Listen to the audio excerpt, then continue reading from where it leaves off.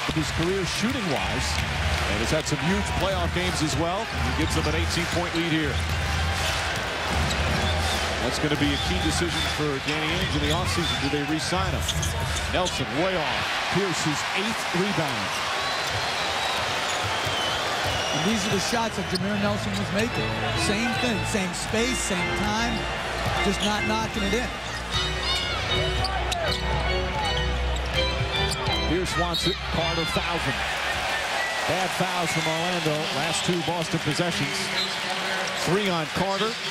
And Pierce to the line. I really believe not enough credit is given to Rondo. Not dominating the game in the same fashion that we've seen during the course of these playoffs. But he is a true quarterback.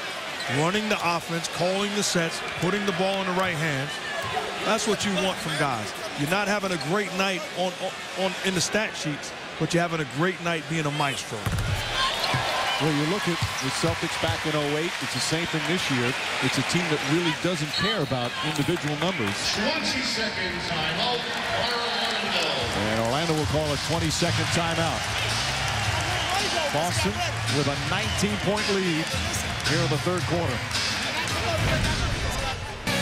Back in Boston, where the Celtics trying to advance to the NBA Finals after losing games 4 and 5, and talk about the first time ever a team coming back from being 0-3 down. The Celtics said they would not panic.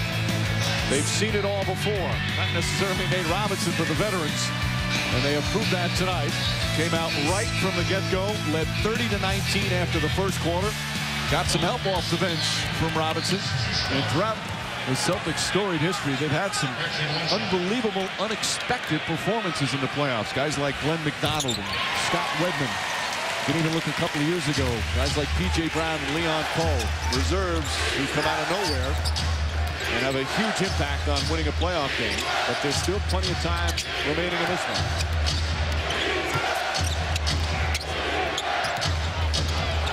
Shot clock at 7. Carter, left-handed, blocked by Garnett. Carter thought it should have been a goaltend. Good no call. Big time block shot by Garnett. Pierce, big time drive as Howard hammers him. And 2 free throws there.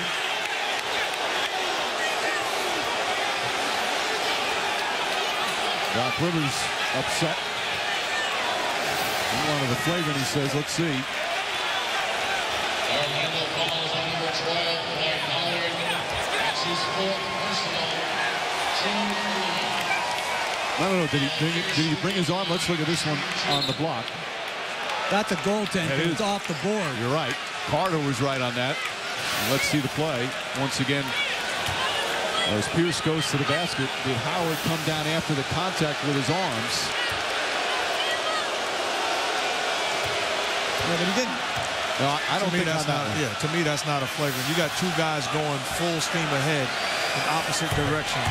They just meet up. That's his momentum carrying him down. He's got to come down back to the floor. But you know what I'm impressed with? Paul Pierce. He drives it knowing he's going to get hit. And when he's going down, he's not whining, and he's not whining in the press the next day. He says it's playoff basketball. You got to expect to get hit. They've been hitting Howard. I give Pierce a lot of credit for showing championship poise. And once again, in a big home playoff game with a chance to clinch, he's played well. 19 points, 9 rebounds, and 4 assists. An anti-Howard chant here at the TD Garden. Howard with 4 fouls, staying in the game. There's been a lot of talk about some of the hard fouls that Howard has committed as Nelson drops it down. As we talked about earlier, no one has been fouled harder than Howard in this series. It's just good, tough, physical playoff basketball at both sides. That's the best play that Jameer Nelson has made this entire half. Coming off pick and roll situation. Looked to be aggressive. Took a mid-range jump shot. Good help defense there from Howard to force the turnover. Both teams have 10 in that department. Lewis to drive. Nice pass, and Howard throws it down. Howard waving the crowd on. He's become public enemy number 1. Got a strong game, 22 points and 8 rebounds.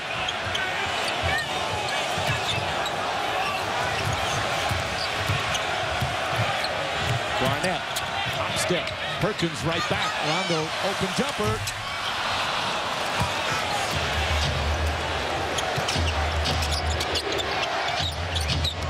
Good defense from Pierce. Redick. Redick off the mark tonight. 0 for 3 from downtown. Doc Rivers wants to talk it over. 3:07 left, third quarter. Celtics have been in control here in Game 6.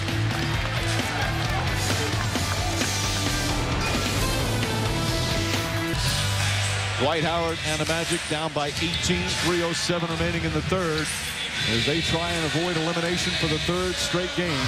A key has been the three-point shooting. It's not there tonight so far. And I really think the Celtics have done a better job limiting the number of threes they've given up, but the Magic have missed the same ones that they've made.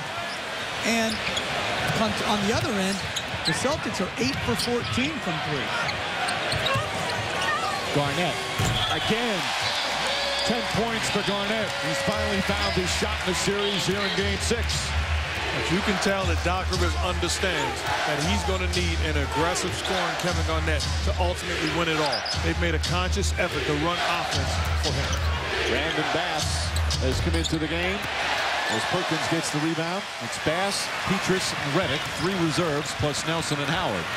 That was a great screen by Dwight Howard. Freed Nelson up, but just didn't knock it in. Pierce drives. Allen fakes the floater. Gets it to go.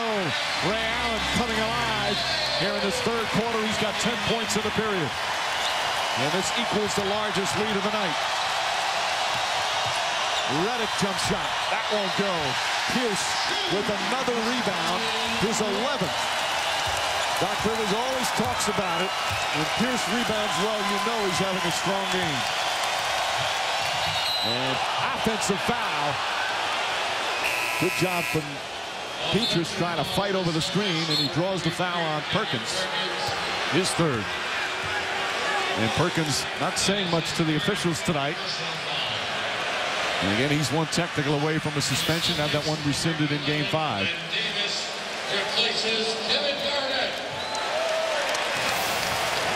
You know, going back to his situation, Doc Rivers brings up a great point about the double fouls should be assessed, or double technicals should be assessed differently when it comes to accumulating points. I really believe it should go series by series. You get 2 technicals or 3 technicals each series, and then it gets wiped clean. Because the only teams that are really impacted are the teams that advance far. And the double technicals, to me, the ones that you're just calling to clean up the game, the severity is not the same. So I think it should be thought about. That's a good idea. Also, maybe have the double technicals not count toward the limit. I saw that written in a couple of spots recently. That's not a bad idea either. Because often it's just a way of the officials trying to control a game that might be getting a little out of hand. As Nelson gets in there. Nelson on the drive. Blocked by Davis. Outlet Rondo. Pierce on the drive. Foul. Shot won't go. You know, I'm thinking about both of you guys, that theory. And I believe, I understand it, but I'm more old school.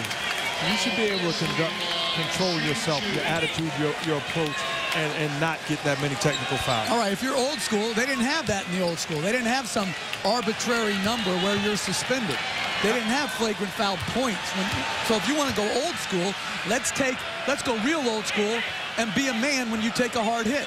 Get up and make your free throws. I understand that, but 7 technicals in a series, I didn't have Not 7. 7 in a whole playoff. Right, in the whole playoffs. I didn't have 7 technicals in 17 years. Now here you look. Yeah, because you're always out on the perimeter. The way they do it in the playoffs, on your 7th one, you're suspended a game. If you get a 9th one, you're suspended another game. Obviously, the fines go up as well.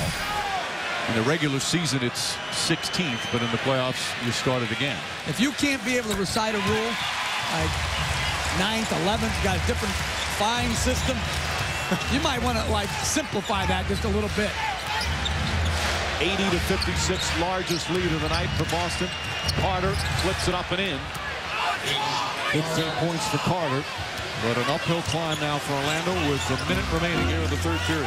You got to give yourself, if you're Orlando, a chance for a miracle.